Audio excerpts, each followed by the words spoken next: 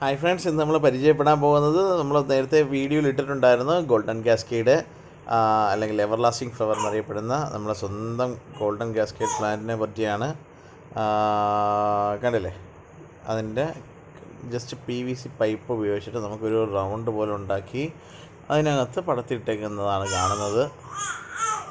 ഇതിനുള്ള വളക്രമം എന്താണെന്ന് വെച്ചാൽ നമ്മൾ എല്ലുപൊടി, വെപ്പിണ്ണാക്ക്, ചാണകപ്പൊടി, കടലപ്പിണ്ണാക്ക് എന്തെങ്കിലുമൊക്കെ വളമായിട്ട് നമുക്ക് അതിനകത്ത് കൊടുക്കാൻ സാധിക്കുന്നു. പിന്നെ അതേപോലെ തന്നെ ഫ്ലവർ കൂടുതൽ കിട്ടാൻ വേണ്ടിയിട്ട് നമുക്ക് NPK മിക്സർ 1 ലിറ്റർ വെള്ളത്തിനകത്ത് ഒരു 2 ഗ്രാം ഇട്ട് നല്ലപോലെ കലക്കിയിട്ട് സ്പ്രേ ചെയ്ത് കൊടുക്കുക. 19 തന്നെ കൊടുക്കാം.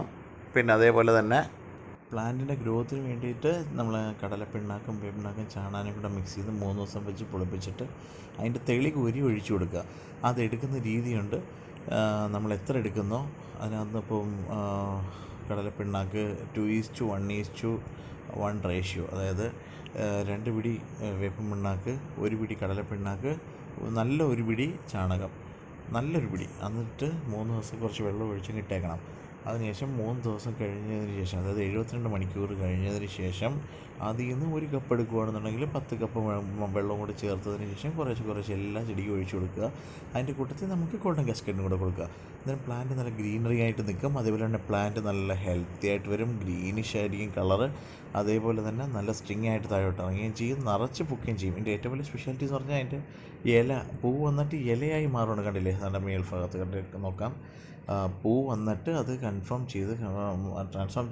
ചെയ്ത് ഇലയായി അങ്ങ് മാറി ആ ഗ്രീനിഷ് കളറിൽ വരും. ഭയങ്കര രസമുള്ള സാധനമാണ്. അതുകൊണ്ടാണ് അതിന് എവർ ലാസ്റ്റിംഗ് ഫ്ലവർ എന്നൊരു പേര് കൂടി ഉള്ളതാനും.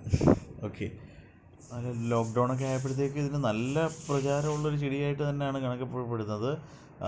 നിറച്ച് പൂക്കും, വലിയ കെയറില്ലാതെ തന്നെ പൂക്കുന്ന വെറൈറ്റിയാണ്. മാത്രമല്ല എത്ര ലെങ്തിൽ വരുന്ന ഒരു ആർച്ചോ അല്ലെന്നുണ്ടെങ്കിൽ എത്ര ലെങ്തിൽ വരുന്ന ഒരു ഗ്രില്ലോ ഒക്കെ പെട്ടെന്ന് നമുക്ക് കവർ ചെയ്യാൻ വേണ്ടി ഇത് യൂസ് ചെയ്യാം. അതേപോലെ തന്നെ പൂവിൻ്റെ ഭംഗി പറഞ്ഞറിയിക്കുന്നതിലും നല്ലത് കണ്ടറിയുക എന്നുള്ളതാണ്. ഒരുപാട് പേരുടെ വീട്ടിലുള്ള ഇതുണ്ട് അല്ലേ? ഉള്ളവർ നമ്മൾ കമൻറ്റ് ബോക്സിലേക്ക് ഒന്ന് കമൻറ്റ് ചെയ്യുക. അതിൻ്റെ പ്രത്യേകതകളും കാര്യങ്ങളും ഒക്കെ പറയാം. നിങ്ങൾക്ക് ഏവർക്കും അത്, അതായത് ചെടികളെ ഇഷ്ടപ്പെടുന്നവർക്കും അത് വാങ്ങാനും വെക്കാനും വളർത്താനും പൂക്കുമ്പോൾ കാണാനും ഒക്കെ ഒരു കൗതുകമായിരിക്കും.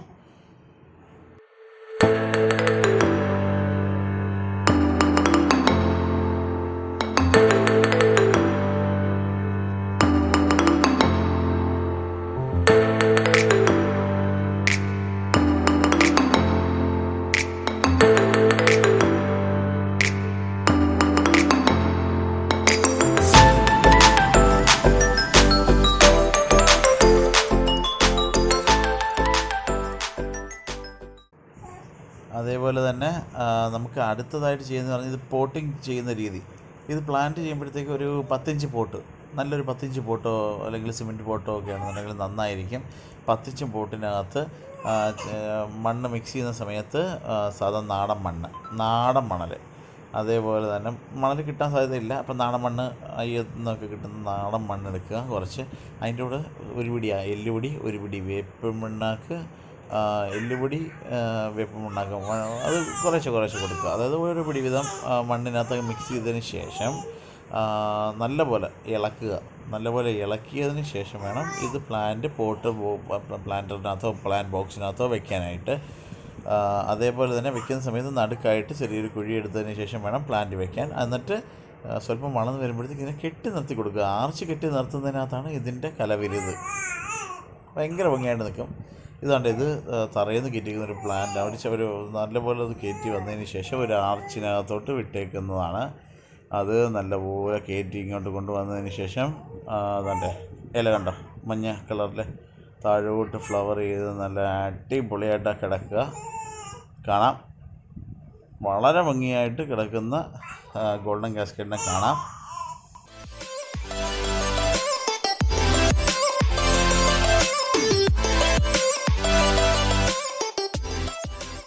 നിങ്ങൾക്ക് ഏവർക്കും ഈ വീഡിയോ ഇഷ്ടപ്പെട്ടു എന്ന് വിശ്വസിക്കുന്നു. ഇതുപോലുള്ള നല്ല വീഡിയോകൾ കാണാനായിട്ട് നമ്മുടെ ചാനൽ സബ്സ്ക്രൈബ് ചെയ്യുക, ലൈക്ക് ചെയ്യുക. Thank you.